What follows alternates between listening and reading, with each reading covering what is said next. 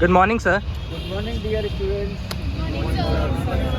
Sir हम NEP के students हैं, तो हमें ऐसा क्या करना चाहिए जिससे हम राष्ट्र को एक अच्छे राह पे लेके जा सकें? देखिए स्टूडेंट्स, सबसे पहले तो ये है कि 99% स्टूडेंट को ये नहीं पता कि एनईपी की फुल फॉर्म क्या है।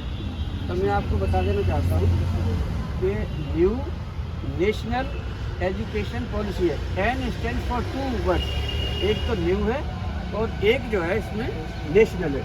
तो पहले तो ये समझ लो कि एनईपी का ये है। अब देखिए ये सिस्टम इसीलिए आया है कि जो 4th जो ईयर होगा वो आपका रिसर्च बेस्ड होगा।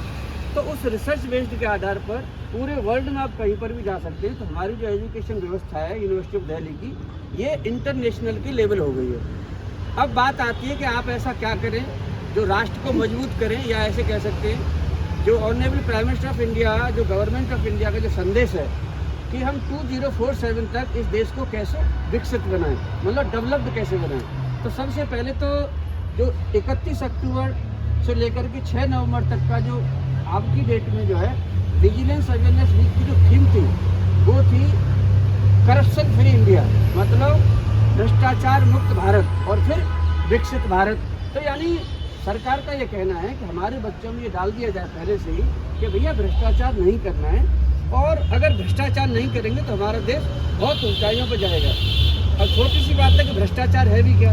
तो देखिए कोई टीचर जी है, उनको आपका सिलेबस दे दिया, कंटेंट दे दिए 4 महीने को, अगर वो क्लास नहीं ले रहे तो ये भी भ्रष्टाचार में आता है। क्योंकि मैं अपने से स्टार्ट करूँ, मैं दूसरों को क्यों बोलूँ।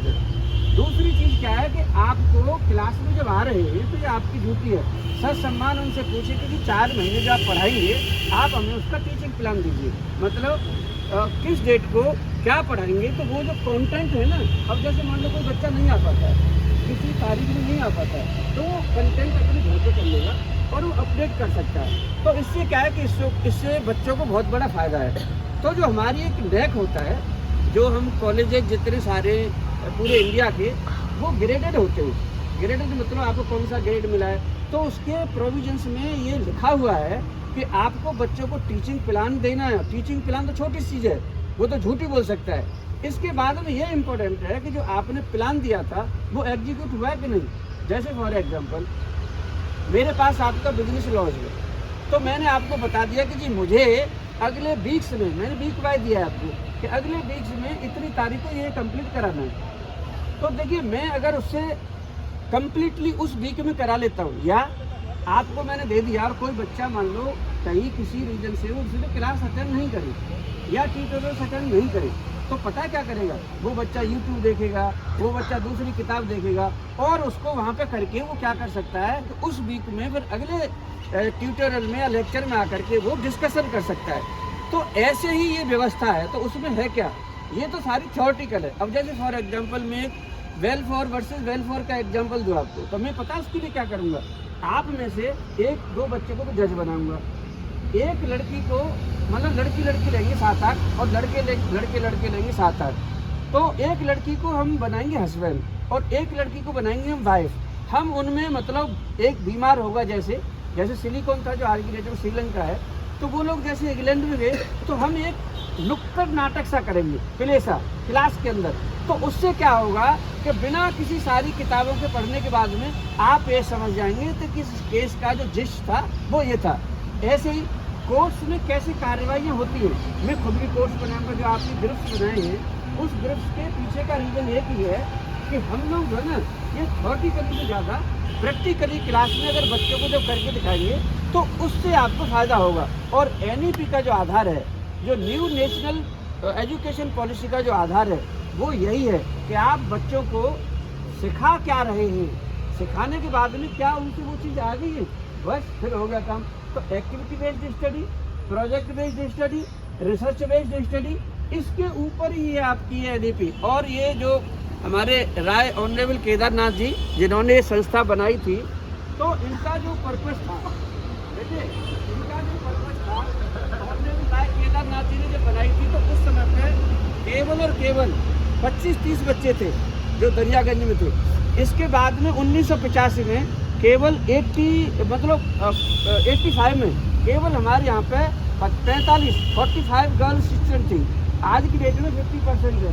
तो ये ऑनरेबल राय केदार जी की बदौलत है कि आप सबको ये मिला है, तो आप बी सेंसिबल, बी पंक्चुअल, और हंसना कोई गुनाह नहीं है, लेकिन आप हंसने के मौके पर अगर रोना भी पड़े, जिस सब रो रहे हैं, अगर कोई ऐसी तो रोए भी सब। हंसना, रोना, खेलना, पढ़ना, इसके लिए आपसे भी मेरी अपील है कि आप अपना एक प्लान तैयार करें, उसको बोलते हैं सेल्फ प्लान।